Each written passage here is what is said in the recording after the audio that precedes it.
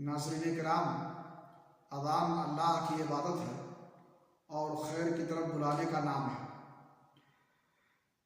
इसलिए जितने लोग मुअज्जिन की अज़ान सुन करके मस्जिद में नमाज़ पढ़ने के लिए आएंगे तो मुअज्जिन को उन तमाम नमाज़ों के मिस्ल अजर मिलेगा, क्योंकि अल्लाह के नबी जनाब मोहम्मद रसूलुल्लाह सल्लल्लाहु अलैहि वसल्लम की हदीस है, मन दल्ला अला खैर फलहु मिस्लु अजरि फ़ाइलिही।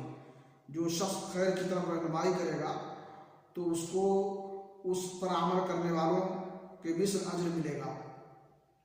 इसलिए क़यामत के दिन मुअज्जिन सबसे मुमताज़ होगा और उसको ऊंचा मकाम मिलेगा, उसकी गर्दन बहुत लंबी होगी। सही मुस्लिम शरीफ की हदीस है, अल मुअज्जिनून अतवलुन नास अनाक़न यौमल क़ियामा।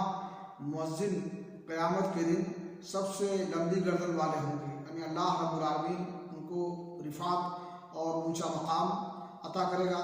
अल्लाह रब्बुल आलमीन से दुआ है कि अल्लाह ताला हमें तौफ़ीक़ बख्शे कि हम अज़ान देने के लिए एक दूसरे पर सबक़त करें और इस अजर को हासिल करें।